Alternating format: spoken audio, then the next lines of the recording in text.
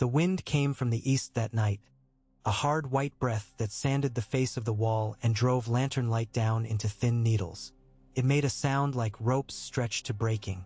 In the yard of Castle Black, men moved with their collars up and their heads bent, the way seabirds tilt into a gale.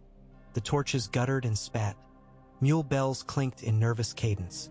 Above it all, the great slab of ice loomed, moon-pale, full of seams and trapped bubbles, and somewhere within it the night made its slow, ancient creak, as if something vast turned over in sleep. Jon Snow stood beneath the hook of a crane and watched the eastern gate. He breathed smoke. The old black cloak on his shoulders was stiff with a crust of rime at the hem, and Longclaw's pommel bit cold through his glove. The warning had come by horn and shout. Riders. Then the familiar countersign answered in a voice that did not belong here. He'd known it from the moment the raven fluttered onto the sill of the Lord Commander's solar with a square of vellum tied to its leg, neatly folded, neat as a ledger. For days ago, he had shown it to no one then. Now there was no concealing it. The watchfires on the far side of the stockade shivered in the wind and threw long lances of shadow across the churned snow, and beyond the gate the night split to admit a line of horses and men afoot, their cloaks slick with sleet, a brown pennon there for limply streaming and then slapping once in a contrary gust. The first rider's helm was blank-faced and narrow-visored, polished like a drop of frozen rain. Jon knew, without knowing why, that the man behind it was smiling. Peter Baelish slid from the saddle with the practiced grace of a man who had seen uniforms from 1,000 angles and put on none. He bowed the way courtiers bow when a court is not certain to exist. Behind him, the girl he had brought kept her hood up as she dismounted, gloved hands steady on the reins. The mare's breath plumed around her like a veil. "Lord Commander," Baelish called mildly, as if he named a boyhood friend or a grocer, "winter has a sharp tongue. Will it bite us if we come inside?" "It bites everyone," Jon said. The words fogged and were whipped to nothing. "You're late." "Better than never," Baelish replied. He did not look up at the wall. Most men did. He kept his gaze on Jon's face, as if the ice were another courtier to be weighed and bargained with. No more. Jon gestured. The men of the watch took reins, led horses toward the stables. New arrivals were always watching hands on their saddlebags, their scabbards, their purses. Baelish's men did not. They did not look much like men of the Vale to Jon's eye. Some wore mail bright as fish scales and some rough spun. All wore the same look of husbands who would not declare their first love in public. The girl stood slightly behind Baelish, as if sheltered by his shadow without consenting to be. The hood hid her wholly, and yet Jon felt something prick at him, the way a long-forgotten smell can bring a room into being behind the eyes. "This way," he said, and led them over the yard. The old timbers of the King's Tower had groaned more since Stannis Baratheon had claimed it. The King's men had nailed painted shields over the loose planks and burned braziers at the base of the stairs, as if fire could coax a southern keep out of the northern bones. When Jon pushed through the door, heat slapped his cheeks and the smell of pitch and horse steamed up from his clothes. A boy took his cloak and vanished like a wren. They climbed. Jon heard one set of footsteps lag for the span of a heartbeat. That moment when a stranger first steps onto the stair that winds through the wall of an old tower and feels the tower press back. He looked down. The girl had paused, as if the first turn took something from her, then began again. When they came to the landing and the guard beyond, Stannis's man, thin beard, eyes the color of exhausted coals, thumped the heel of his spear once, stepped aside, and announced them in a voice that swallowed its own echo. The room smelled of smoke and the sea. Stannis Baratheon stood at the window slit with his hands clasped behind his back, the lamplight shining on the bald patch at his crown like a coin hammered thin. The queen was seated, straight-backed and severe beneath her fur mantle, her hands narrow and blue at the knuckles. A sallow priest with red hair like a harvest field gone wrong rested his elbows on the table's rim and did not blink. The girl with the gray face, Shireen, sat with a dog-eared book at her knee, but when Jon led the visitors in she marked her place with one small finger and looked up with the guileless directness of children. "Lord Baelish," Stannis said, as if the name had taken too long to arrive and disappointed him when it did. You sent word. And came, Baelish said smoothly. Even kings are grateful for punctuality, I am told. He bowed low. Your Grace, Lord Commander, and you must forgive me.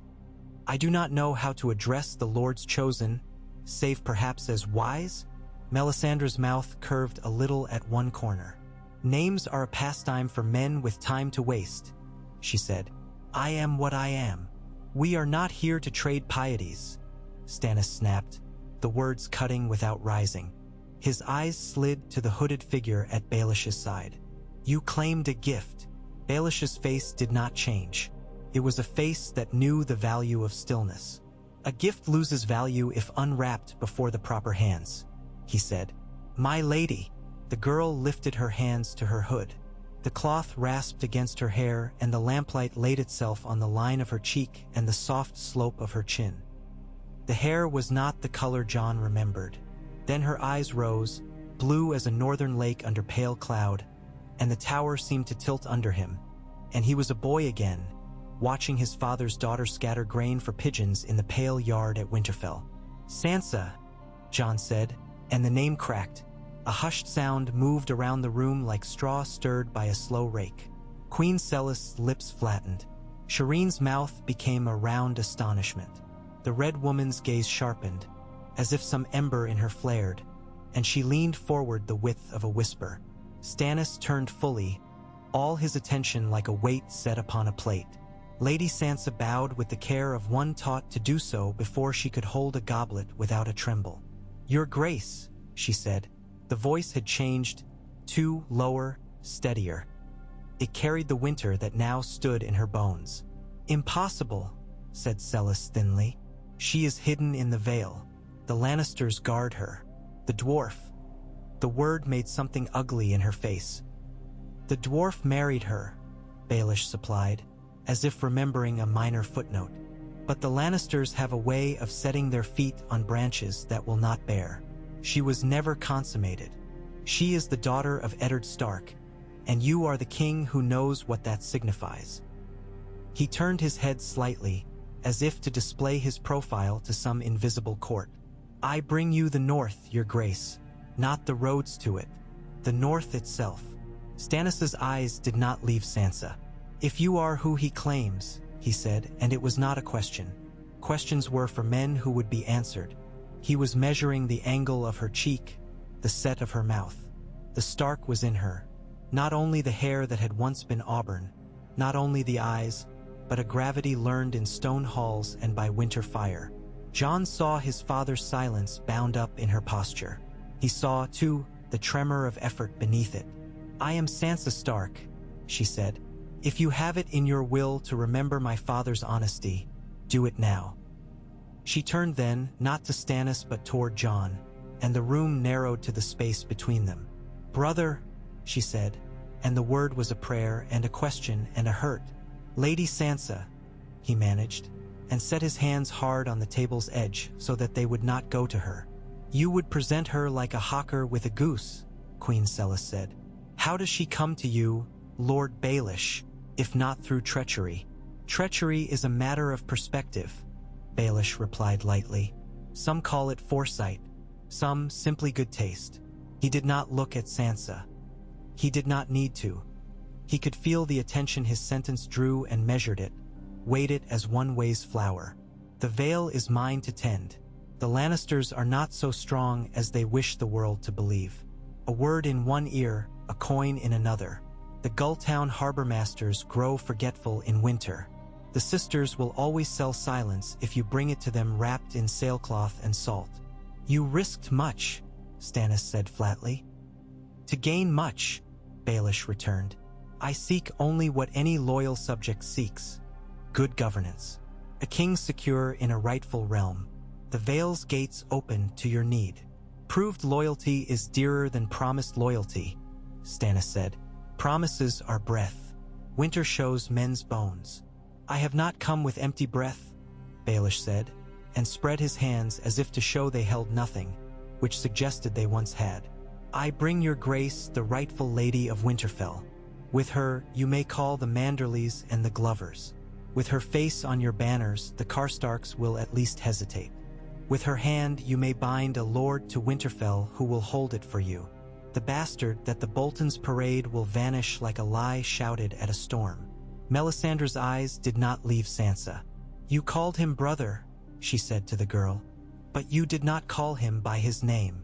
Sansa turned to her then, and the silence from her was a measured thing. There are names that men take from you, she said, and there are names that are yours even when others say you have none. She looked again at Jon. He has mine. The marriage, Celis began, was not consummated, Baelish repeated lightly. I have it from eyewitnesses of unimpeachable. Spare us, Stannis said, the word like a bar laid across a path. No betting, no consummation. Even the Seven's fat priests cannot make a knot of air. If she is who she says, she is unbound. The law is not a matter for your eyewitnesses. I am the law. He looked back to Sansa. You will swear to me. Sansa's face did not change. The lamplight made her pale, the kind of pale that promises to bruise rather than flush. If I swear, do you hold me from my enemies? She asked, and the evenness of her voice was a feat. Do you hold my father's house? Will you keep my name clean of theirs? The Boltons are false, Stannis said. A crown does not sit beside carrion. I will unseat them. With your name I will call banners they believe dead or sleeping. I will give you Winterfell. There was a pause, and in it the wind made another sound against the thickened glass, a long glide like the draw of a bow. Jon thought of rooms in Winterfell, the solar where his father wrote by gray daylight, the sept where Sansa had folded hands small as birds, the godswood with snow on the leaves of the heart tree that smelled like old blood when you laid your cheek to it. In the moment between out-breath and in, all of it seemed near enough to touch, and then the cold stepped closer, and it was very far away again. May I speak, your grace? Jon asked. Stannis's mouth compressed. You will. Sansa Stark is under my protection while within these walls, Jon said. He could feel the eyes on him from every face, each a different weight. The Queen's chill contempt, Melisandre's bright curiosity, Shireen's simple hope, Baelish's almost courteous patience, Stannis's dissatisfaction honed to a cutting edge. We are the Night's Watch. We shelter all who come to us for aid. No oaths shall be pressed upon any within our roofs without our consent. Your roof, Celis hissed. Our roof, Jon said, and met Stannis's gaze. Yours by your taking, mine by my oath. We have done what we can to keep your men fed and warm. You will not pillage my guests. The king's stare was like cold iron left on a tongue. You forget yourself, Lord Commander. I remember my vows, Jon replied, and in the speaking of it felt, as he always did, both the narrowness of them and their breadth, like standing on the top of the wall and seeing that the world was big and small at once. And I remember that we live here together because winter allows us no other way. Do not force me to despise it. Stannis's jaw worked once. He turned his head slightly, not taking his eyes from Jon, and said, Leave us. To the Queen, to Melisandre, to the child. Lord Baelish remain. Your grace, said Baelish, inclining his head. Celis gathered her mantle up with a brittle rustle and sailed out like a hostile ship. Melisandre rose in one flowing motion. As she passed Sansa, she looked down at her, and in her dark red eyes something seemed almost to soften. The snow remembers what the fire forgets, she said low, as if talking to herself, and then she was gone. Shireen bobbed a small, awkward curtsy, like a bird dipping to drink, and looked from Sansa to Jon with a confusion that was not unkind. The door shut, the room narrowed, the world a circle of lamplight and breath. Stannis planted his hands on the edge of the table. You have your protection, he said to Jon without looking at him, and I will not call it into question. The girl will have a chamber. She will sleep. In the morning she will eat at my table. Then we will speak of banners and names and the shape of the north. Lord Baelish, your grace, you make claims. You offer gates and promises. You present me spoils as if you were a reaver, then dress it as loyalty. What do you want? Baelish smiled then, the small winter sun smile that gave away nothing but frost. "Recognition," he said simply. "The veil is a widow, your grace.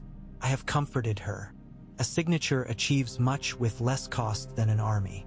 Confirm my protection of Lord Robert and my right to speak for his lords, and I will write a letter that spends no blood and opens roads. The Gulltown fleet will not become the Lannisters by default. The Knights of the Vale are clean and hungry. There is honor to be had in winter while other men sit warm and dream of summer. And what of her?" Stannis flicked a glance toward Sansa.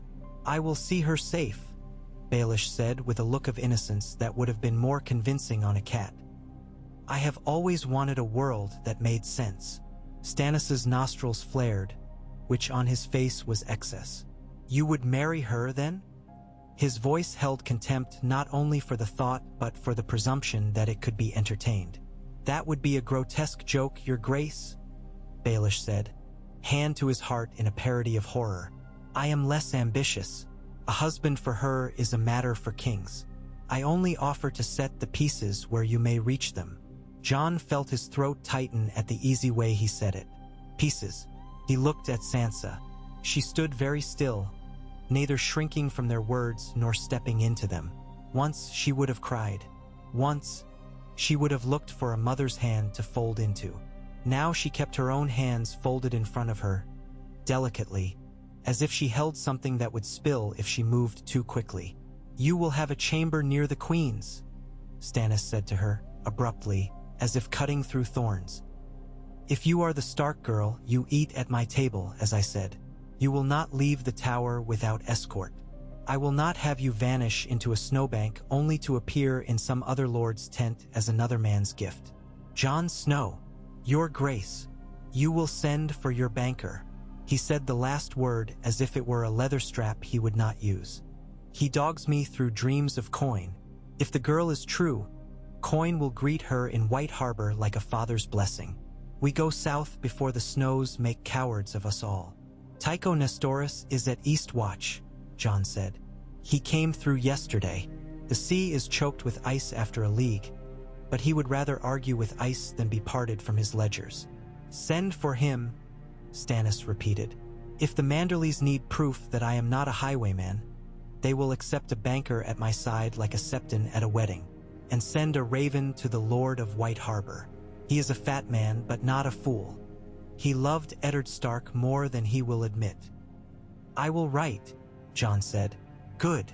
Stannis looked back at Sansa. "Sleep. You will want your wits in the morning.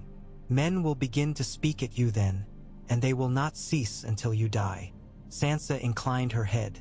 She did not look at Baelish. Jon did not either. He escorted her down the tower stairs himself. The wind curled up the well like a serpent, cold as the back of a knife. Their footsteps made a hollow sound. For 3 turns they did not speak, as if their words would look at one another first and decide whether they should be said. On the 4th turn Sansa said, very softly, "I thought you would be older."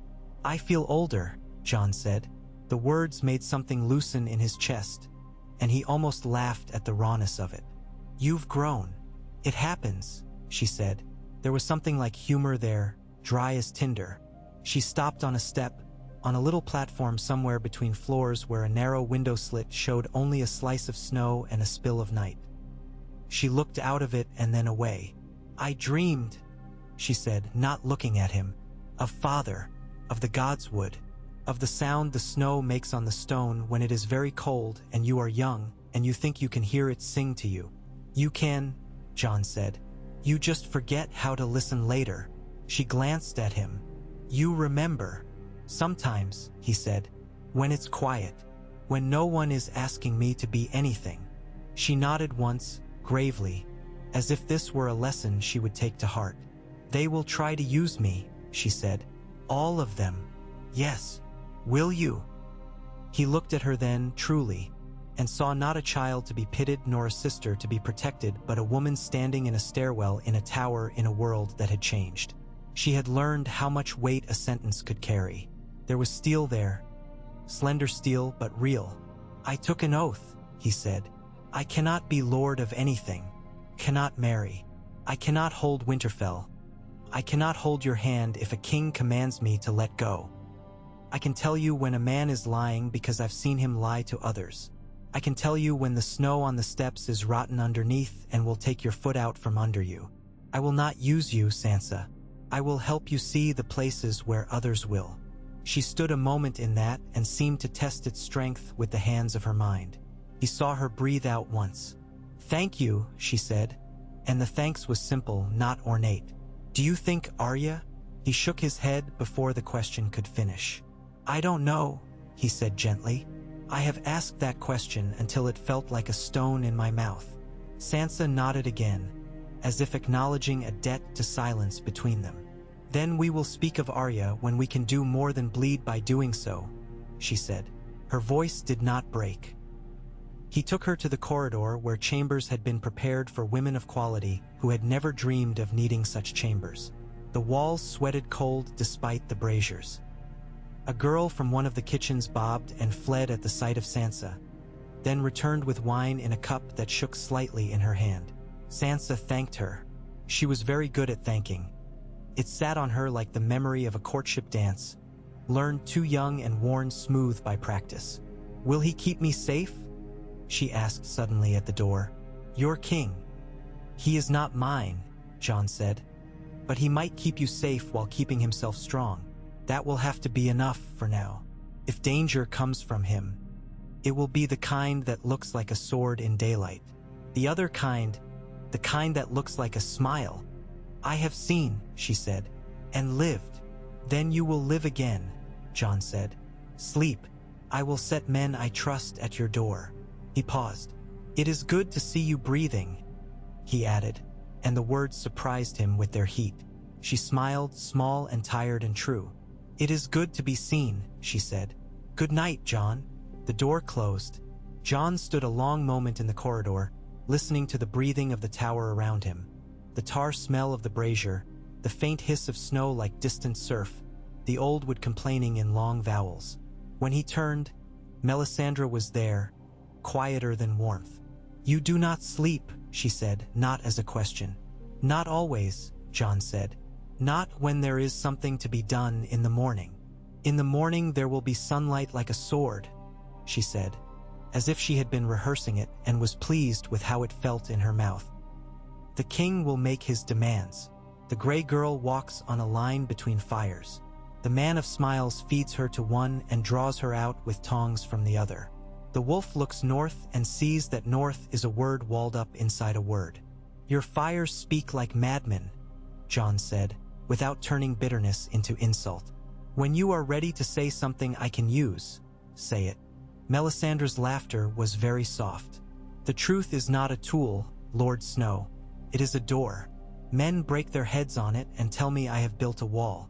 Her eyes, which seemed to be lit from within, softened, and for a breath she was merely a woman from a warm country standing in a cold corridor trying to teach a truth to a man who was tired. "Keep her where the shadows do not deepen," she said. "Keep her in the light you have, poor as it is. The cold loves a certain kind of girl. It creeps under her skin and makes a home. She has seen enough cold," Jon said. "Not yet," Melisandre said gently, and then she moved past him like a snake or a prayer, down the stair, under the tower, in the yard where men cursed softly into their scarf-wrapped beards and mules shook their heads. Peter Baelish stood in the lee of the ranging hut and watched the breath of his men mingle with the breath of horses like ghosts deciding which bodies to possess. The night made everything true according to its own rules. He took a turn of the yard to feel the lay of it beneath his feet. Snow made a certain sound here, packed by boots that did not know this ground. He liked that sound. It meant others were uncomfortable. He liked the wall too, though he did not look at it long. Looking at it was to grant it a largesse it did not deserve. A lantern bobbed near him and stopped. Tycho Nestoris held it, the flame striving in the glass. He looked like a soft bit of winter himself, with his furred hat and his neat beard and his eyes weighing futures that smelled like ink. "Lord Baelish," he said with the faintest dip of the head. "Master Nestoris," Baelish returned. "The Iron Bank reaches peculiar harbors. Only when coin can be made to swim," Tycho said dryly. "I hear you have delivered an investment to the king." "I am but a messenger," Baelish said, spreading his hands in a shape that could be a shrug or a trap you could close with your fingers. "Messengers choose the order of letters when they must," Tycho said. He tilted the lantern slightly, so that the light drew a narrow embroidery along the hem of Baelish's cloak. "We prefer the predictable. War is many things. Predictable is not often one of them." "Yet you always win," Baelish murmured. "Not always," Tycho said. "We merely outlive men who thought they could stop losing by refusing to count." He peered past Baelish toward the tower. "If that is the Stark girl, then White Harbor will count differently tomorrow. Lord Wyman rates his meals by memory as well as measure. A Stark girl is a feast." Baelish let his breath curl out leisurely. "Some men mistake appetite for gratitude," he said. "You will help the king reach White Harbor on paper before he reaches it by road." "I will help the Bank Guild whichever throne will pay us back," Tycho said without rancor. "If that is his, then we will call him His Grace. I would prefer not to keep two ledgers." "That is merely a matter of columns," Baelish said. "Columns are a kind of wall." He smiled. "We are in the habit of building them here." Tycho's lantern flicked once, a coincidence of wind and his hand. "Walls fall," he said. "Debt does not." He inclined his head again. "Good night, Lord Baelish." He moved away like a careful line of numbers, a clerk of the night's account. Baelish stood a while longer, watching the bellies of clouds turn slow and mean over the edge of the world. Men spoke the wall's name with awe and fear. They said it kept things out, and they said it kept things in. He thought of it as a table where all the cups slid to the same edge without being pushed. You only needed to know where to hold your hand. In the morning there was a bright, knife-cold sun that made the world honest and the edges of things cruel. Smoke rose straight up from the hall chimneys as if tired of falling. The yard took a certain noisy life. Harness creaked, stew steamed from a pot on a hook. The weft of a law was woven without ceremony from orders barked and answered. John wrote. It was a relief, after nights of making sense of men, to make straight lines on paper and set words in them like stones. Lord Wyman Manderley, he wrote, and the letters looked fatter than usual. He slowed and made them thinner. He wrote of a girl. He wrote of a king. He wrote unkinged words that left room for a lord to say yes without saying he loved the hand that offered the cup. He wrote of winter, and the need for alliances that kept men from freezing upright with their pride intact. He remembered how the Merman's court felt beneath his boots when he had once walked there as a boy, keeping close to a man who wore honor like a cloak. He wrote Winterfell in a hand that did not shake. He sent the raven. The bird blinked at him with the ancient-minded indifference of its kind, tilted its head, and went out into the cold like a letter being folded. He stood on the walkway a moment and felt the heat go out of his fingers. To the west the world was a long sheet of hammered white, broken by black lines where trees stood and by the little wheels where men had cut paths that would fill again as soon as the wind had leisure for it. To the east a dull brightness at the horizon suggested a sun too proud to show itself properly. In the yard below a little girl's laugh carried, Shireen, and then a dog's bark, and then the steady rhythm of a hammer tapping a shoe to a hoof. Sansa came out to the yard as day burned off the brittle morning. She walked without hurry, her cloak neatly pinned with a little iron brooch that had once belonged to someone John dimly remembered. A kitchen girl, and now belonged to the cold. She watched the men at their work without flinching, and when one soldier of the Queen's court turned host leaned on his lance to grin at her, she looked through him and beyond him until he turned his head as if his neck were suddenly stiff. John watched her from the walkway and thought, not for the first time, that a Stark's greatest weapon was that when the world looked at them it saw something beyond them and felt uneasy, as if the thing it saw were a mirror with a depth no one had asked for. Later, in the King's Hall, Stannis spoke of lords as if naming pieces of a game that had begun long before any of them were born. The folly of phrase, a shape of a plan to turn their numbers against them on a snow-choked road. The brittle pride of Serwins, the black slow anger of Mormonts, the swift razors of Umbers. All these he named, and as he named them placed them in his head upon a board the rest of them could not see. Sansa sat and listened as if learning a language, her head slightly bent, her hands still. When he spoke the name Bolton, his mouth tightened as if sourness had come up from his stomach by its own command. "You cannot take the Dreadfort first," she said then, and it was the first time she spoke. The sound of her voice in the hall surprised men into stillness. Stannis looked at her, as if he had forgotten the peace that was also a hand. "He has teeth at his gates and men who will feed them with their own. He would eat you and call it victory. Winterfell first. We have walls an old man would think kindly of. Winterfell is the North's memory of itself. Winterfell has Boltons in it." A knight of the green and black fingered a feather at his shoulder and said, "What do walls do for you when—" "Winterfell knows how to be taken back," Sansa said. There was no heat in it, only a statement of geology. "You speak of it as if it were a girl married into a house that does not know how to keep her. It knows. You only need to bring the right guests to the wedding." Stannis's eyes sharpened. "And who are they?" "Manderly," she said at once, and the fat lord's name sat sweet and heavy on the board. "Manderly will come if you let him come with honor. Glover. Lady Mormont will come for herself, if she can be made to believe you are not the Boltons put in bright paint. Serwyn. Tall heart is broken, but broken men sometimes remember. Ryswell." She stopped there, not because she did not have the next name, but because she would not give it away to a room that had not earned it. Jon saw the lesson at work. Never name more than 3 examples if 3 will teach the rule. "You have an education," Stannis said dryly. "I had one," she replied, and the past tense hung small and hard as a berry left under snow. Letters went out. Seals were warmed and pressed. Tycho Nestoris sat with Stannis over a roll of parchment that looked like a river frozen thick in a hard year, and they spoke of credit and collateral the way men speak of marriage and stealing, softly, urgently, with their fingers.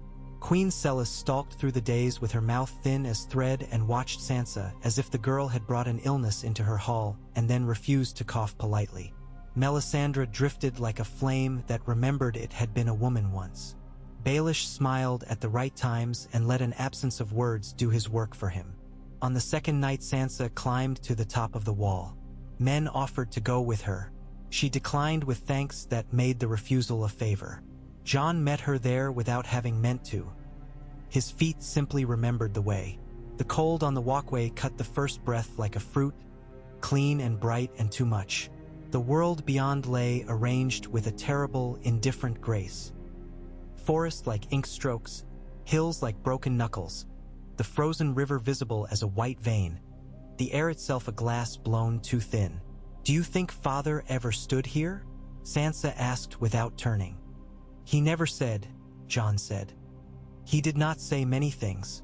That was how he spoke." She smiled in that small, tired, true way. "Mother would have hated it," she said. "She would have knitted you more cloaks to keep you from coming up here, and then forbade you to wear them in sight of other men." "She did that," Jon said, and the memory rose like a warmth that hurt. "She was very good at forbidding what would not happen anyway." They stood a long while in quiet. The wind said the same 3 words over and over and would not be drawn into conversation. Far below, torches pinpricked and moved, and now and then there came the shrill, small sound of a sleigh runner being dragged or a shoe pulled from a drift with a suck like a mouth unlatching from the breast. "I do not know if I am brave," Sansa said, and she did not say it to be contradicted. "I only know I have learned to speak when men tell me to be quiet and to be quiet when men demand I speak. Feels like walking a rope." "You're alive on it," Jon said. "That's more than most." "I would stay alive," she said, turning her face to him with a sudden naked demand. "I would live in a way that is not only a way of not dying." He looked down at the band of leathern black at his sleeve. "I cannot help you find a husband." "I did not ask you to help me find a husband," she said with ghostly amusement. "I asked you to help me see where the rope frays." He breathed out. "The rope frays where men like Baelish put their hands," he said. "He holds nothing and everything. He will keep you from falling because he needs you on the rope to sell tickets. He will not keep you from falling because it would be useful to him if you played the girl who fell and lived." or the girl who fell and died, whichever brings him more. Do not give him an ending he writes for you. If he pushes you, step back. If he lets go, do not reach for him. And the rope phrase where the king believes that law is something he brought with him instead of something that was here before he arrived. Do not let him turn your name into a banner only. Names are bread too. You have to eat them. They have to feed you. Sansa nodded as if he had said a prayer correctly. And where does it hold? She asked. This rope. In the things you can make with your hands, Jon said, surprising himself. In letters written in your own hand to men who knew your father and will recognize the way you say winter. In a knife you can hide in your boot and never use. In the women who have forgotten how loud they can be when they are all together. In the quiet you keep for yourself so that when they ask you to sell it, you know its price and can ask for more. He looked out across the winter and felt both foolish and correct. In your breath, in and out, the rope holds there. She looked at him a long moment, and her eyes shone not with tears but with the unspent weight of them. Thank you, she said again, and the thanks was a coin paid to an altar that did not ask for coins and did not refuse them. Behind them, far down the stair, the hall doors slammed. A sound like a hand clapped over a shout. Men's voices rose. The kind of rise that did not climb to a fight yet but built a scaffolding for one. The ravens in the rookery woke all at once and set up a racket as if arguing over a story's ending. A boy came running up the first flights of the stair, stumbled, righted himself with that frightening elasticity of the young. Lord Commander, he gasped. A letter, Lord Commander. A letter for the king, pink wax. Sansa turned. The color fell from her face so quickly it was as if someone had slapped it away. Jon felt a weight move under the floorboards of his ribs. Who brought it? He asked. His voice sounded flat, as if he had set it down and stepped away from it. A rider, no, not a rider, no, a raven, the boy panted. From Winterfell, they say, the steward says. He says it is, but I am to fetch you. Jon looked at Sansa. Stay, he said softly. If it is a lie, it can't leap up here and put its hands on your throat. It already has, she said, and did not move. He went down into the tower with the boy's feet flapping ahead of him like a faulty bird, the cold folding around him like arms. In the hall Stannis stood with the letter in his hand as if he had pulled it from a wound. The seal was indeed pink, a vulgar little flourish pressed too deep, as if the sender's thumb had wanted more than wax. The king's face was carved narrower than before. Tycho Nestoris stood at one side like a question mark drawn in precise ink. Melisandre was smiling softly to herself, the smile of a woman who hears the next line of a song others sing too slowly. Stannis looked up. He says he has the gray girl, the king said, voice flat. He bids me come to him. He names the place Winterfell, and he names himself your sister's husband. Jon felt the world tilt, and then his boots remembered how to stand. He names much, he said. He did not look over his shoulder. He could feel, like a colder wind within the cold, that Sansa had taken one step down onto the stair and then stopped. We will go to him, Stannis said, his mouth set like a line of iron. We will go to him and teach him how men are named. Baelish's laugh was the smallest sound in the room and therefore the loudest.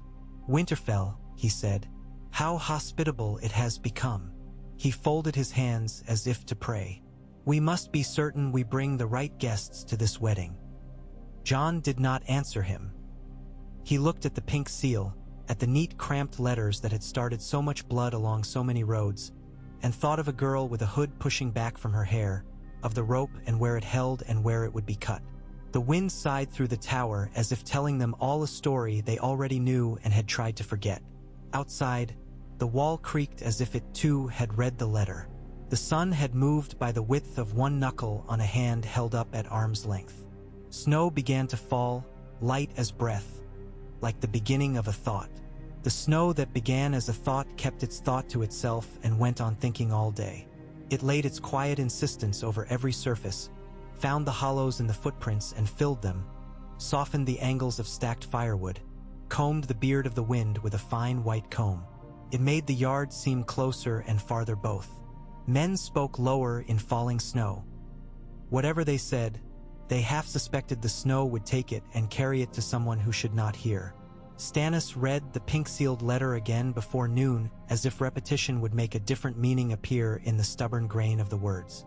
He had the look of a mason testing a wall with the heel of his palm. When he finished, he folded it with the precise care of a man who did not wish to find himself accused of ignorance later. "You will say this is a trap," he said to no one in particular and everyone in the way of kings. "It is bait," said Melisandre in her soft iron. "Bait and trap are siblings," murmured Baelish, the smile he wore thin as a coat only rich men could believe warm. "One persuades, one captures. There is family resemblance." "The man is a cur barking behind a fence," Stannis said. "He thinks to frighten a horse with a painted dragon." He tapped the letter with a narrow forefinger. "He names the girl as his wife and thinks we will come to hear her scream. If we go because he bids us, we go at his bidding. If we do not go, he calls us cowards. I do not answer dogs. I beat them." Jon stood at the edge of the king's board and watched the pieces seated themselves without moving. He felt the pressure of the watch like a chain at his throat and the pull of the words like hands on his sleeves. It would be so easy to cut something in himself and let what flowed decide for him. He kept his hands at his sides. Tycho Nestoris folded his plump fingers on his lap, over the sensible swell of his belly and the sensible layers of fur. "We might consider what men in White Harbor hear when they hear this letter read aloud," he said in a tone that meant to be helpful rather than correct.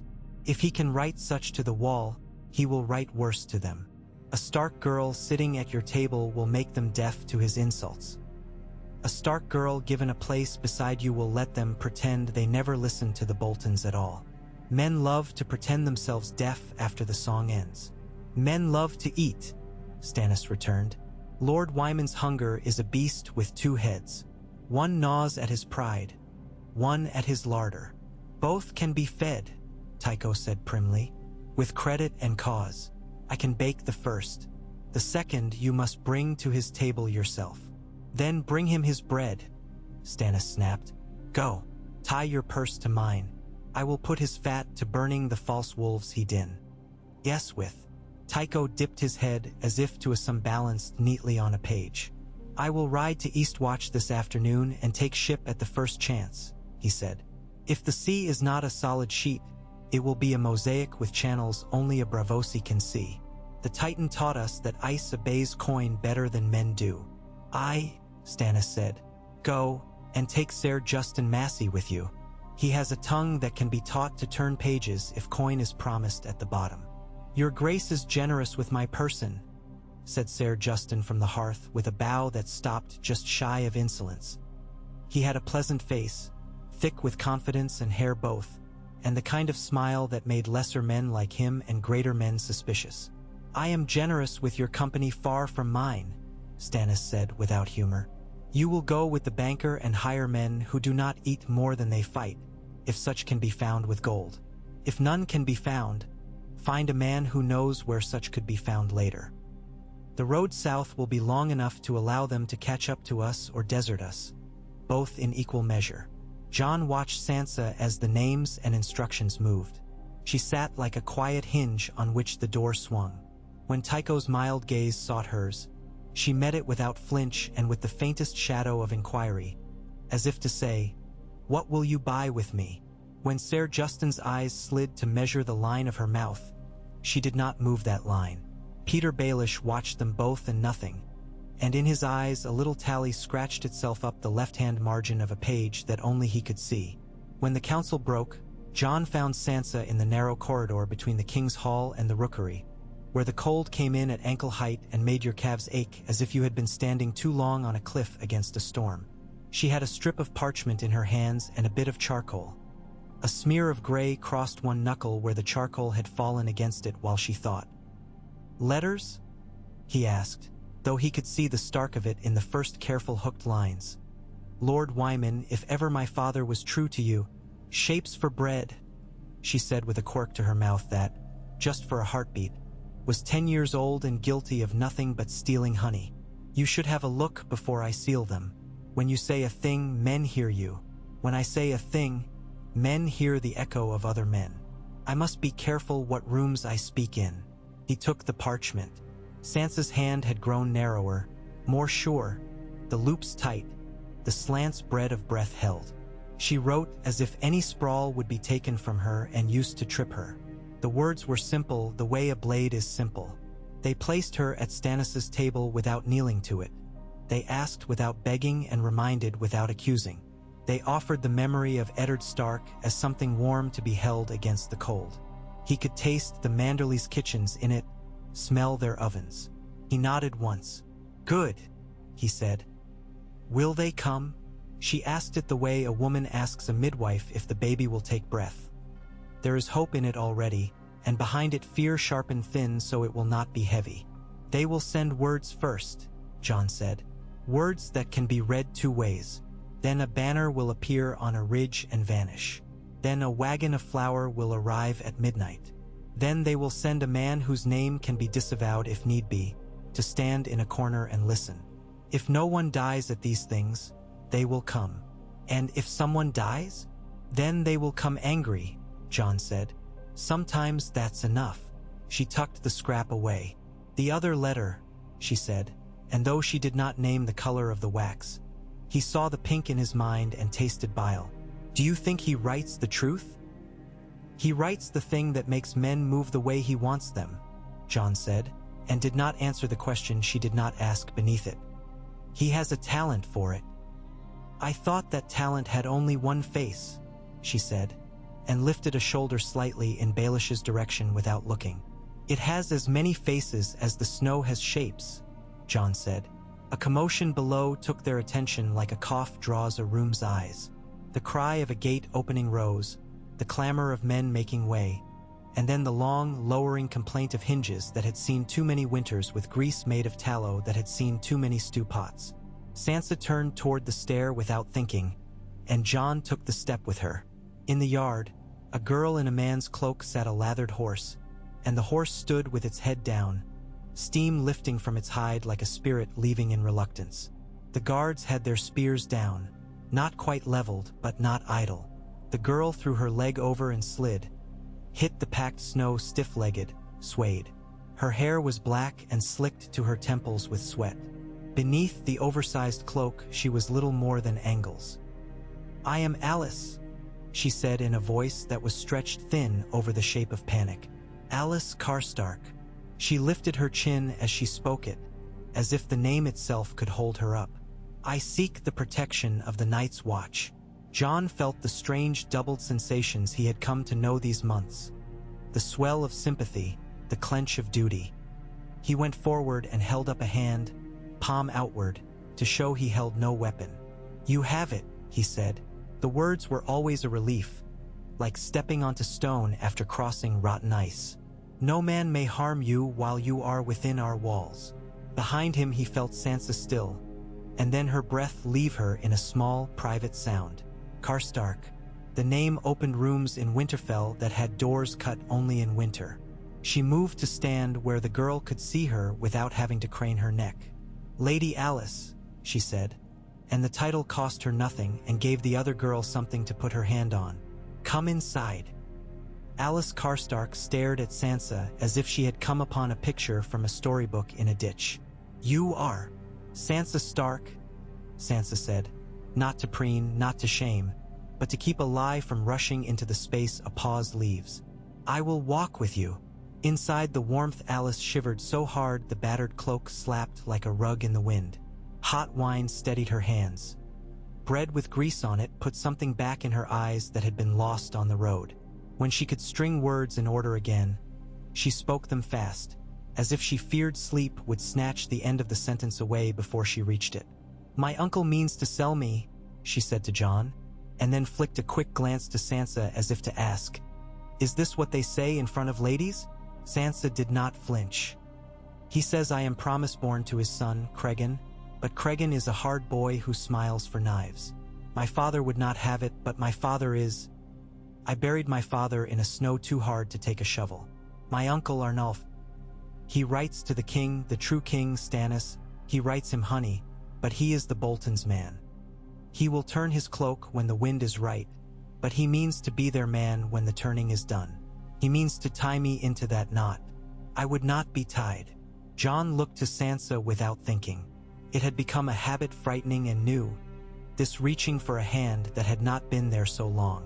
Sansa nodded once, as if the girl's words were a map she had seen before in another room. "Arnulf Karstark is an old man," she said.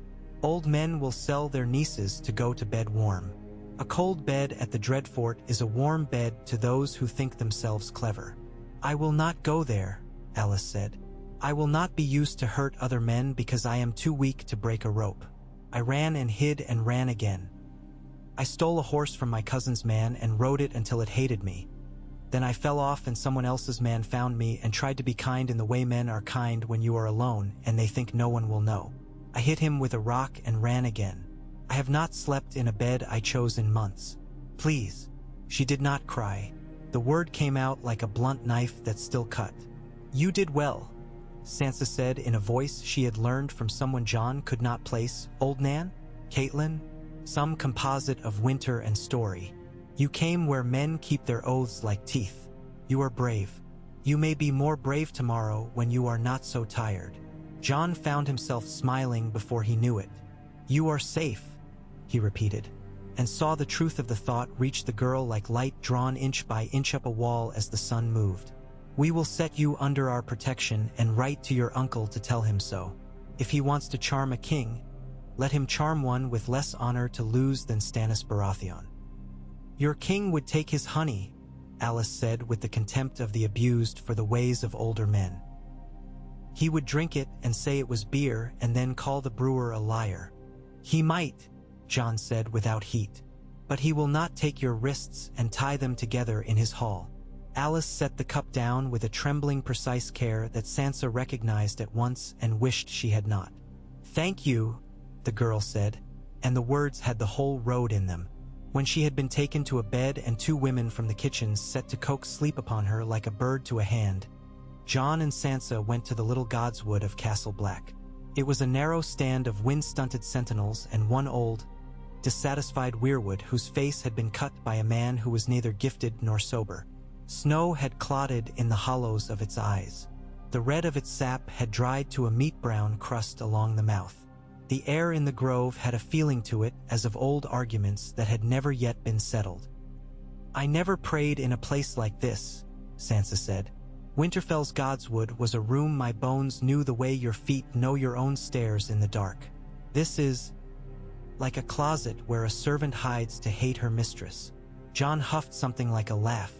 "I have talked to this tree more than I have talked to any living man," he said.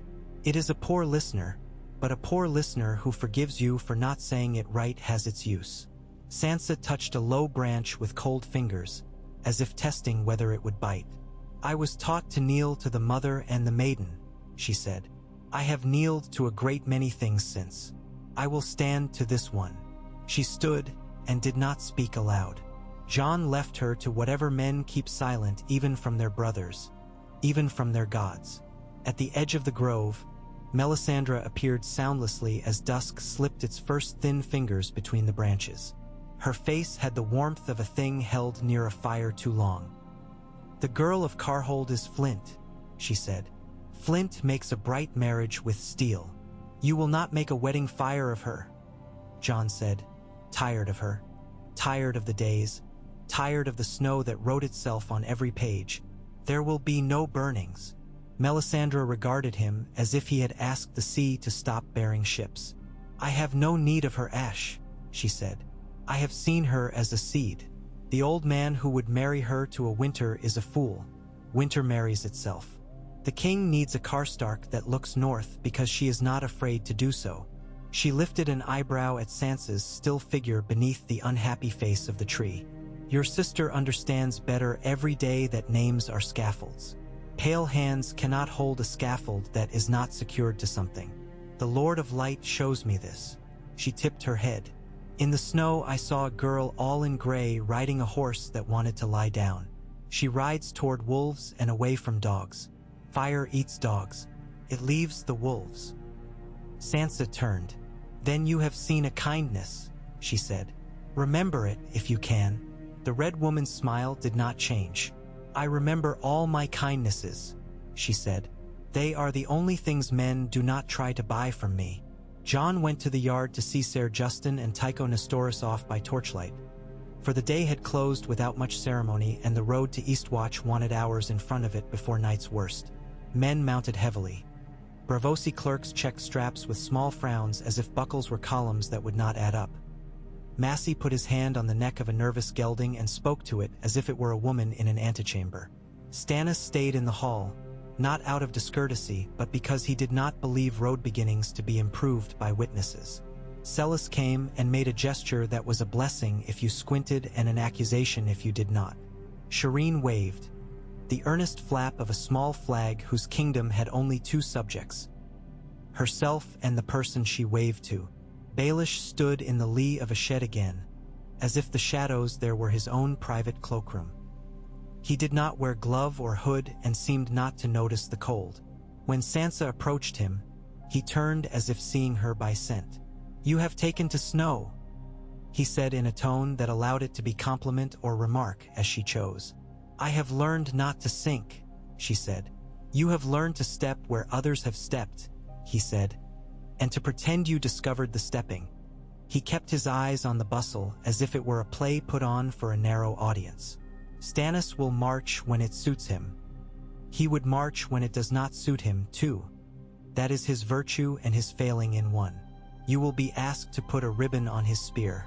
You must choose what color. I will choose the color that brings home to Winterfell men who still remember winter as something to be borne, not to be painted, she said. If you have a thread to spare for me, keep it. He chuckled, a small, precise sound like a shutter being lifted. Do not grow ungrateful, he said pleasantly. Gratitude is a coin that never devalues. You spend it, and it buys you another coin of the same mint. You mistake me, she said, and let the old lesson Cersei Lannister had taught her sit on her tongue. That the truest way to anger such a man was to deprive him of the mirror he wished to see himself in. I am grateful. I am not yours. His smile did not quiver. No, he said, you are not. He inclined his head minutely. You will need to be someone's for a while. I will be mine, she said, and the North's, for a while. After the riders went, the night put on a purpose. In the kitchens, pots sang songs of onions and bone and old iron. In the barracks, men rubbed tallow into leather with the mindless tenderness of soldiers at the end of a day. In the queen's rooms, prayer mumbled itself toward warmth. Celis' voice made a cold shape in the air that reminded Jon of an icicle that had learned to speak. Shireen's softer murmur put little round notes in it that tried to soften it and did not. The flames in Melisandre's brazier talked to themselves. The watch changed guard at the midnight hour with the particular seriousness of men, who know that the night is a living thing and must be treated as such. Jon slept in pieces that night, dreams like torn fabric. Once he stood in the yard at Winterfell and the snow fell straight down and his father stood across from him and had no face. Once he walked the top of the wall and the ice was water and the water was glass and he could see wolves moving beneath it as if beneath ice in a lake, and when he turned to call to someone he could not see who they were because his mouth was full of pink wax. When he woke the last time before dawn, he went to the walkway again because the only remedy for such dreams was cold and the long view. The eastern sky had the sullen glow of banked coals. Gray light made the world a poor copy of itself. Down on the road, a line of dark ants moved. The queen's men on drill, or Stannis' foragers sent to test the temper of the day. The ravens woke sullen, as if someone had scolded them for sleeping too deeply. Jon's breath made neat white paragraphs in front of his face. He watched them dissolve before they were finished. He heard her step before he turned. Sansa had learned to move in Winterfell with soft feet. The wall taught feet to sound like small hammers. He turned anyway because he had promised himself to look when he heard her, the way he had promised himself to look when Ghost's claws clicked stone. Only Ghost was not here, and the lack of him was another ache he did not poke too often. Did you sleep? He asked. Enough to be told lies in, she said, and came to stand with him at the parapet. When I woke, I knew I would not sleep again, so I came to watch the colors change. They change slowly here, he said. If you were south of the neck, The sun would be up like a sword already. Here it has to be coaxed out like a child. She smiled a little. Old Nan used to say the sun is a stable boy who goes where he is told and sulks when no one strokes his head at night. I did not think I remembered that. She would be pleased you do, Jon said. He thought of the old woman's voice and felt a wash of steadiness that came from more years ago than he cared to count. Jon, Sansa said, with the directness she saved for moments she had weighed and chosen. If Stannis wins, what will he do with me? Ask you to marry Winterfell to him, Jon said, because it was the truth and he did not know another that would help them. Not to him himself, to one of his men, to a Northman whose banner will make other banners wave themselves out. Do I choose him? She asked. This man who will be my Winterfell for a time. You will choose the terms, Jon said after a breath. That is more than most get. He put his hands on the ice and felt the old, locked cold take the heat out of him like a thief. You must be a Stark even when you are being a wife. If you feel the set of your mouth change it back. If you feel the steps in the hall under someone else's feet, step on them yourself until they know better. Choose a man who will content himself with stone and not reach for snow. I know what men reach for, Sansa said without bitterness. I know what will be reached for in me. I will not give the parts one need to use later. She tilted her head. Would father have told me the same? Father would have said you will marry where it strengthens the house, Jon said. And then he would have looked at you and told you quietly that he will break the man's hand if he sees him raise it against you. And that would have been all the comfort he knew how to give in that matter. And then he would have meant it. That sounds like father, she said softly.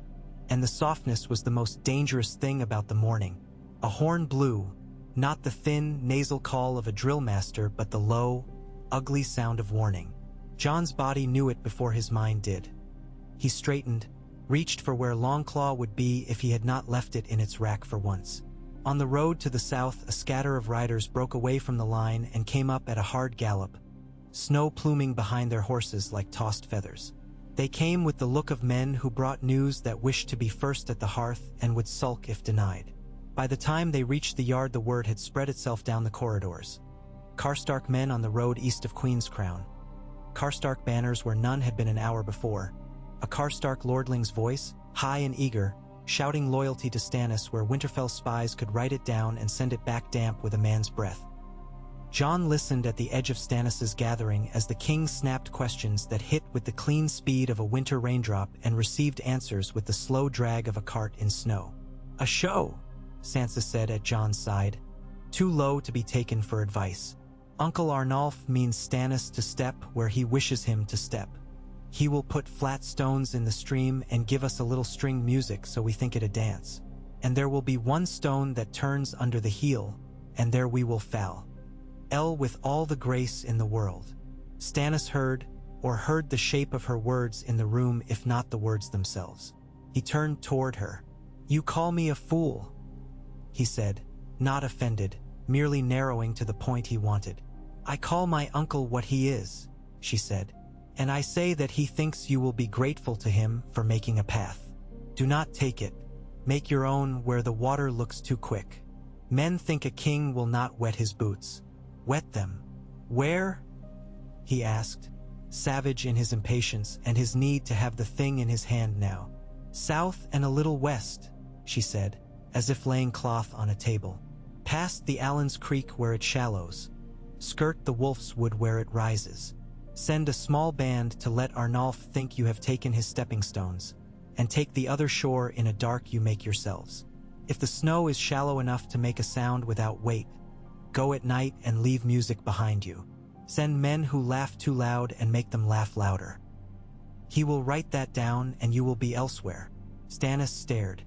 He had a soldier's distrust of any plan that required a laugh to succeed, but he had a general sense for the value of a thing that would give a man who waited on the other side the wrong story to tell himself. Good, he said to his own surprise. We will do that. Godry, no, not you, you are an iron kettle full of rocks. Rattle too much. Spear good men with soft feet. Rattleshirt, no, he is gone. I lack wildling ghosts when I need them. Sir Richard Horp you will go with. Arnulf will have men with cold minds, Jon said. Send one man who believes in nothing and one who believes in everything. Let them argue. The silence between them will drown you otherwise. Stannis gave him a look edged with a grudging respect he would not waste words to name. Sir Richard and Seaworth's boy, he said finally. He believes in everything. He will look at the snow and see saints. The other will see only knives. Between them the road may be found. A murmur took the edge off the room. Men loved to see a king choose. They loved it better when the choice was risky and not their own.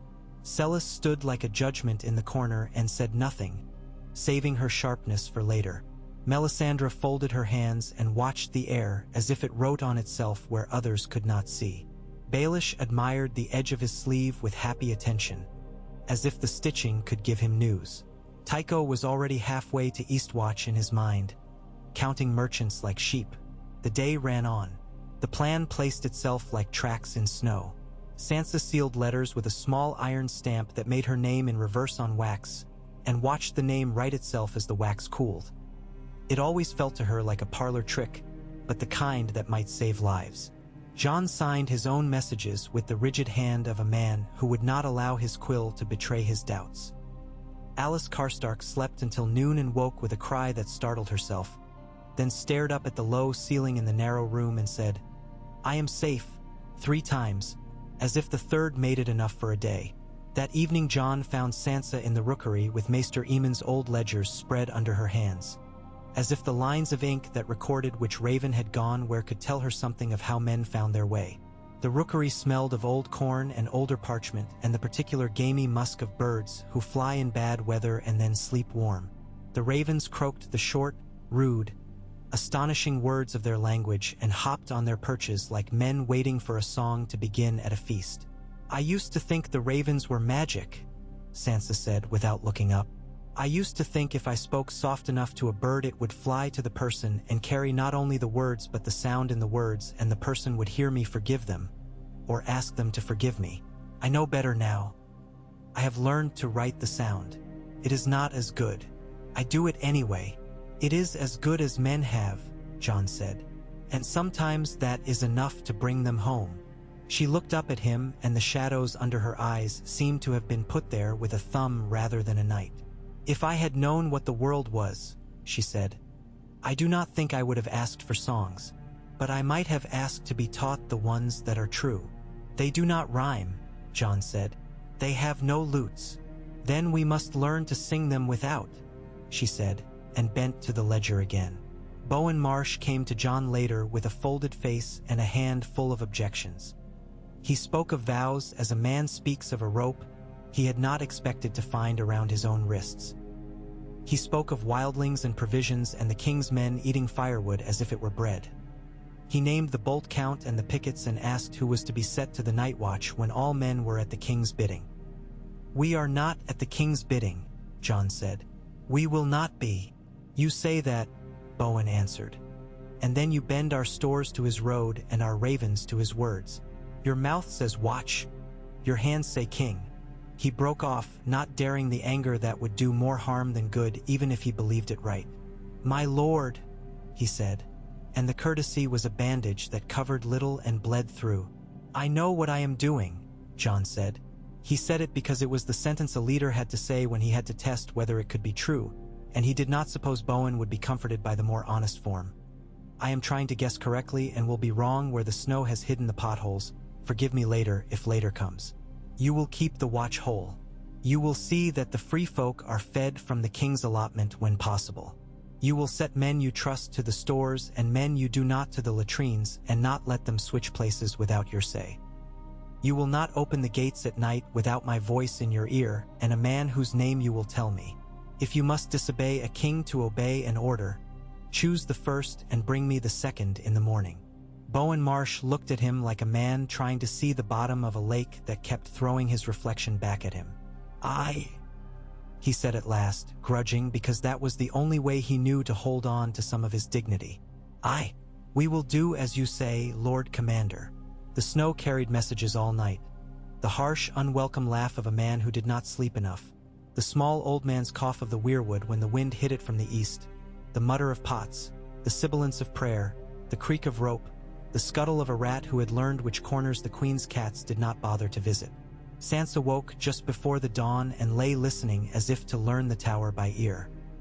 In her dream she had walked the Winterfell yard and the snow had been thick and clean, and she had seen her mother by the gate in a blue cloak and had gone to her and found her made of snow herself, and the wind had taken her. She put the dream away without weeping. She had learned that there were days when tears were payment and days when they were tax. She dressed with care for a morning council. Alice Karstark came to her to ask, awkwardly, what a woman who is safe wears when she goes to thank the men who made her safe. Sansa tied a ribbon in Alice's hair with the domestic tenderness that had not been asked of her since the day she left Winterfell. "Wear your name," she said, "and keep your hands where men can see them. They are less frightened of what they see." Alice looked at her hands as if discovering them. "They shake," she said. "They will shake less after breakfast," Sansa said. Men gathered. A map spread on the table like a skin they meant to stretch. Sansa put her finger on a spot on that skin the way a midwife puts a finger on a pulse. "Here," she said, "when the snow lies like this, do not try it in a wind from the river. It will speak your voices for you where you do not want them heard." She looked up and met Stannis's gaze head-on. He did not look away. It was a small duel and one nothing but its own witness. "Done," he said. "We go in 3 days. The men you see on the road today will see men they did not see before. They will come home with lies to tell their fathers. We will build our lie to shelter under their lies and let truth do the rest. Truth likes to take its time," Baelish remarked, pleasant as sugar.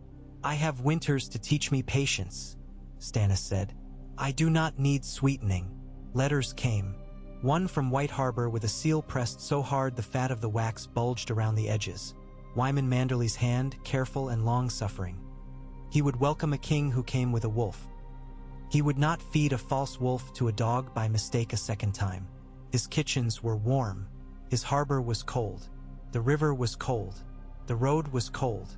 His hall was warm.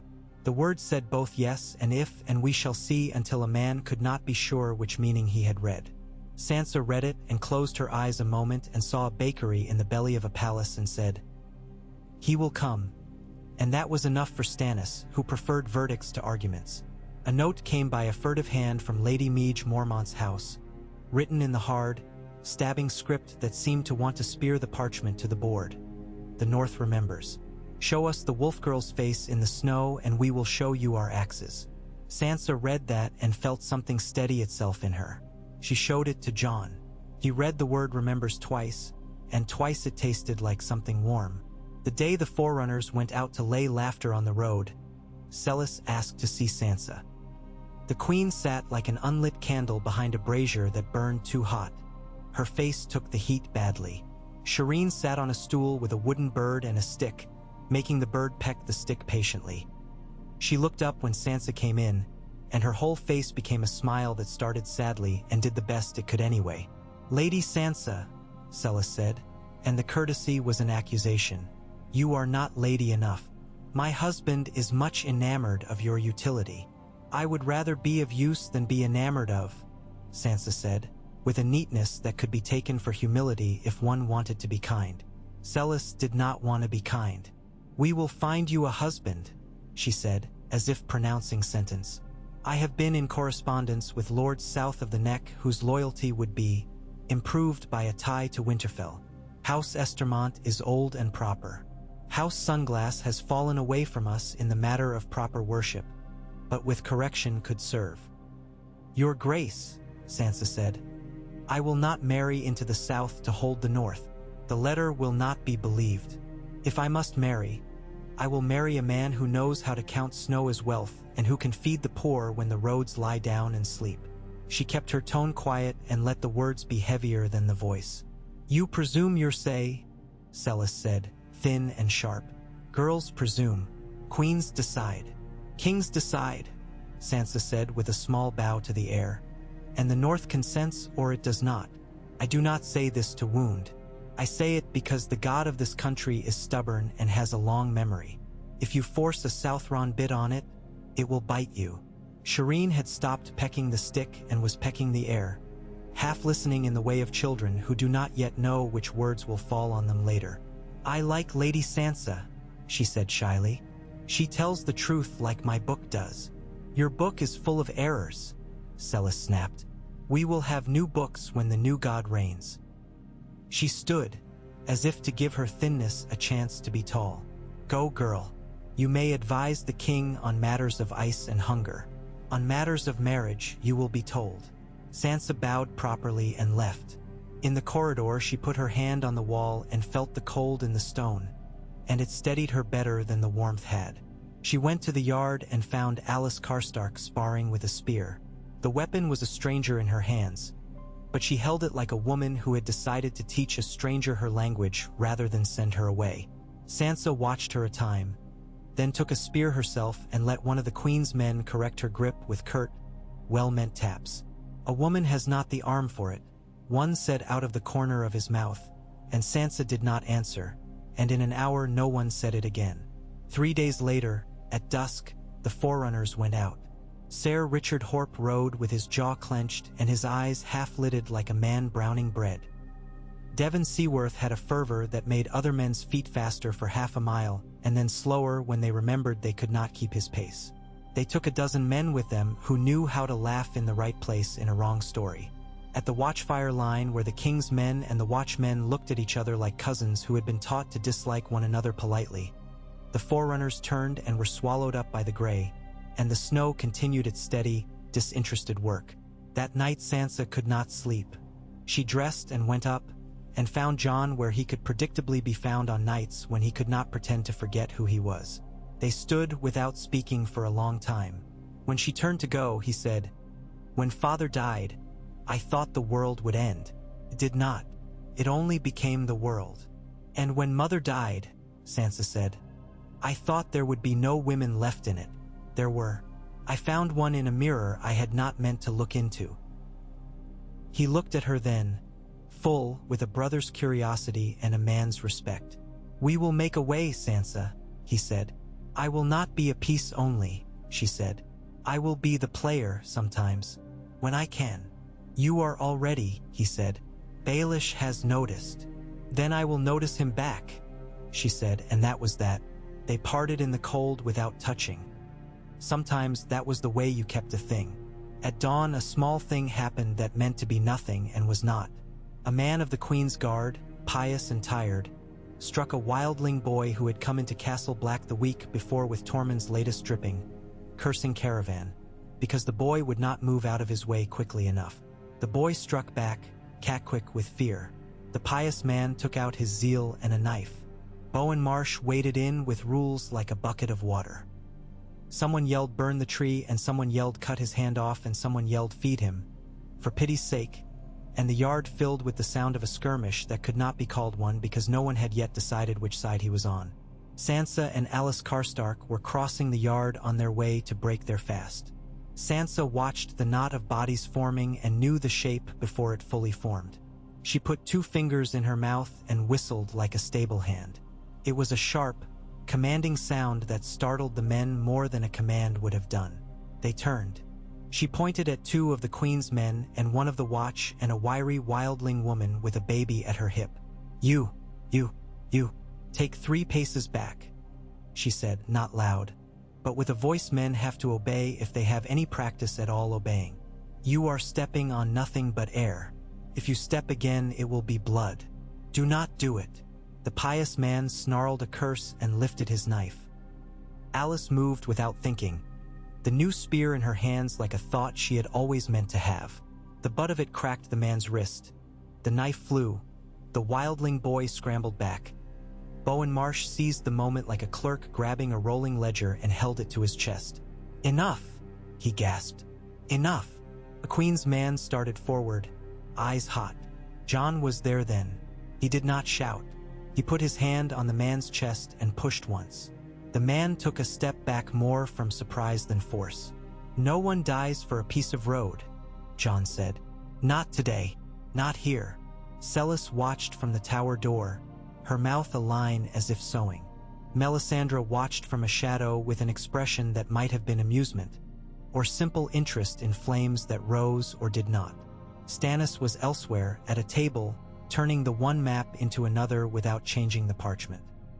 Afterward, when the small storm had spent itself and left only the ordinary weather of a day, Jon and Sansa sat in the hall with their cups, the way people sit and do not move because if they move the next thing will begin and they are not yet ready for it. Shireen brought them her wooden bird with the stick and showed them how it pecked, very earnestly. "My father says birds peck because they think there are bugs," she said gravely. "I do not see any. Perhaps they are very small." "Most problems are," Sansa said. "They look very big after you have let them grow." Shireen looked thoughtful in that open, clear way she had. Then she pecked the air again and smiled when the little bird hit nothing. "Sometimes it is better when there are no bugs," she decided, and went away content with the wisdom of her age. When the gray light began to drain like a basin, the Forerunner's messenger came back, hanging ragged to his saddle, eyes too bright. "A fire on the ridge," he said, "and a laugh in the wood. Sir Richard says the road is like a drunk woman. It leans at you and away from you in turns, and the ditch keeps lifting its lip to be kissed, but the men have found her mood. Devon says the snow will take our prince and keep them safe." He swallowed light. "A Karstark banner watched us and watched what we let it watch. The rest it will tell wrong." Stannis made that sound deep in his chest, he made when satisfied against his own preference. "Good," he said. "Tomorrow we give them the stepstones. The next day we give them the river. And the next, Sansa did not say, we will have to give them men." That night she went once more to the little grove. She did not pray aloud. She put her hand against the weirwood's rough, discontented face as you put your hand against the stone of a house where you are trying to remember the pitch of an old song. She stood until the cold traveled up her arm and made a home in her shoulder and then in the pocket behind her heart and then dissolved there into something else. She thought of the heart tree at Winterfell and of the sound the leaves made in summer that always, even then, had winter in it. She thought of Arya and tried not to see her as a gray wisp on a dying horse. The mind did what it wanted. She thought of her father's shoulder in her cheek, of how it had felt like a tree when she pressed her face against it to say something that turned out not to matter at all. When she turned to go, she found Alice Karstark at the edge of the grove, grave as a sparrow. "I do not know your gods," Alice said. "They do not ask you to," Sansa said. "They ask you to remember what you knew before men told you anything." Alice thought about that in the way she did everything, perpendicular to it first and then straight on. "Your brother said he will marry me to a man," she said abruptly, as if to throw the line out and see if it would hold. "A man who will help me not be sold. And I said I would if the man was no liar and could count woodpiles." Jon would have said a then, Sansa thought. The then clan chief had a face like a cliff and a dignity that had nothing to do with chairs. "If you choose him," she said, "it will be your choice." "It will be the Watch's," Alice said pragmatically. "It will be yours," Sansa returned and smiled a little. "You will make the Watch believe it." Alice considered that, nodded. "Yes," she said, "I will." The wind made its tired sound in the branches. Somewhere in the yard a horse stamped and shook its mane and made the soft clink of iron on leather. The sound that means departure is close. Sansa walked back to the tower with Alice at her side, two women stitched together by an accident that may have been a plan, depending on the god counting. In the morning, men began to move in the way armies do when they have more than two purposes. Stannis' center would go last, a dark knot that would not be cut. The decoy would go first, with men who knew how to be seen. The little snake of good feet would slip off where the snow looked most innocent. The watch would not go at all, except in the mouths of men who would tell the story later, and in the hearts of men who would keep account. Jon stood before the assembled men and spoke of the night and the gates and the rules of generosity and the price of borrowing. He spoke in the language of account books and oaths, which at Castle Black were the same. He did not say the name Bolton. He did not say the name Stark. He did not say the name King.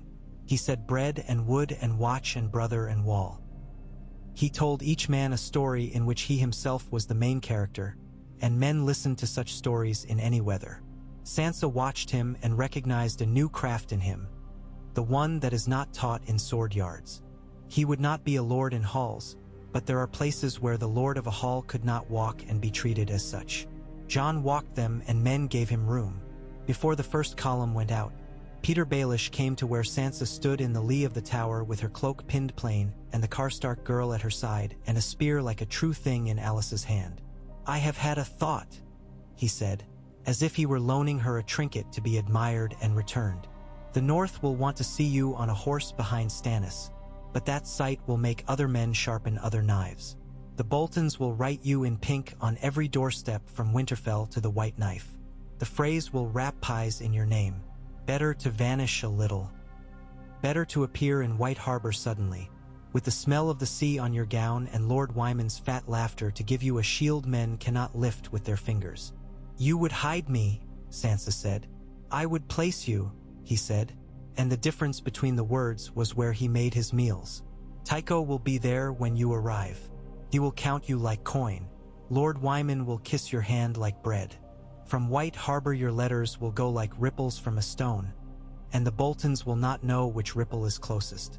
Stannis will win or lose without the use of your face as a standard. Your face will be coin spent only once." Sansa looked past him at the yard, at the men moving as men do when the day's plan is a net they are walking into willingly, and then at Jon, whose hand lay for a moment on the shoulder of a man with a scar like a broken river. She thought of White Harbor, of the cut of the air there, full of salt and promise, of the way Lord Wyman's laugh had filled a hall with its own warmth as if he were a great oven in winter. She thought of the pink letter and the way it put hands on throats from far off. She thought of the fact that she was, whether she wished it or no, a thing men used to teach themselves what kind of men they were. She turned back to Baelish. "You will not decide for me," she said. "I will offer," he said. "You will always offer." She let a breath out slowly. "I will go to White Harbor," she said, and felt the little piece of her that wanted to stay at Jon's side for one more day raise its head and ask why. "If Lord Wyman leaves his ovens warm and his gates open to my name, I will stand in his hall and show the North what it wishes to see. If Stannis wins, I will ride south like bread spilt from a sack. If he loses, I will not be a cake on the Boltons' table." Jon came to them and read her face as if it were a weather glass. "White Harbor," he said, and did not make it a question or a command. "Good. I will send men you can rely on to do what they say they will do even when the snow tells them to do otherwise." "I will take Alice," Sansa said, and Alice jerked as if pricked and then stood taller, and the spear in her hand found the right balance by itself. "You will take 2 men of mine and 4 of the Queen's and 1 of Stannis's making who does not love any of the rest," Jon said. "And Tycho will go before you if he can." Baelish inclined his head as if to accept the credit for a plan he had only polished. "We will wrap you in salt and send you to a man with a mouth," he said. "If anyone can swallow a letter and make a proclamation out of it, it is Lord Wyman." Sansa smiled without warmth. "I will try not to be a letter that sticks in his throat," she said. They left at midday, under a sky that pretended to kindness and delivered little. The road to Eastwatch was a line drawn on the world by men and then erased and drawn again by the wind with a malice that could be mistaken for play if you were a fool. Sansa rode a mare with a temper that preferred to argue with stones rather than men. Alice's horse went with the grim, patient determination of beasts who know roads are things men make up. The Queen's men rode stiff and upright as if posture could warm them. Jon watched them go until the last cloak was a thought, and then he went back into the slow, careful fury of preparing a holdfast for absence. The wall watched with its ancient eyelid half lowered. It had seen 1,000 men go out with their teeth set and 1,000 men come back with their mouths slack and their eyes full of snow. It had seen girls ride out of it who were not supposed to be in it. It made no comment. It only was. At White Harbor, if the sea allowed the bankers ship its arrogance, Tycho Nestoris would set foot on a quay and sniff as if he could smell coin in the spray. Wyman Manderley would consider the letters until the wax was dull under his thumb. Somewhere between there and here Ramsay Bolton would be told a story by a man with cold breath and a colder sense of humor and make a plan to put a knife in the middle of the wrong paragraph. Somewhere in the woods to the south of the Umber's lands, a girl in gray would look back and think she had seen a wolf and would be wrong and then right. Sansa rode and kept her hands where men could see them. She did not turn to look back until the hill allowed her one last cut of the wall over the tree line, like a blade set on an altar too high for her. She let herself have that one glance and felt it for what it was. Not farewell, not yet, but the kind of prayer that uses the eyes instead of the lips.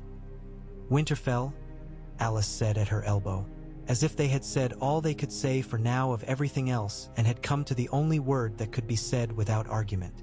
"Winterfell," Sansa answered, and the sound of it warmed the bit in her mare's mouth, and the mare lowered its head and went on.